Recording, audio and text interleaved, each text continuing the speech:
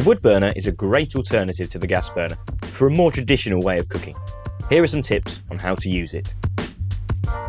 It's important to use a kiln-dried hardwood with a low moisture content. Beech or oak is ideal. If you're concerned your wood might not be dry enough, you can dry it out a little further in the residual heat of your conventional oven or Roccbox.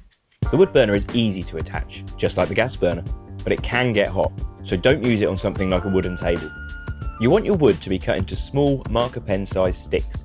This will help us get a fire going more quickly. Add a handful of the wood to the chamber and pop in a natural fire lighter.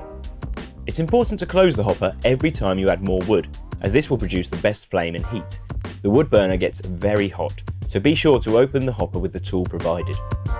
Add wood to the chamber at regular intervals, pushing charred kindling down into the bottom of the chamber each time you add more. Now you know how to operate the wood burner, you can confidently choose between the convenience of gas or the traditional feel of wood. Happy pizza making!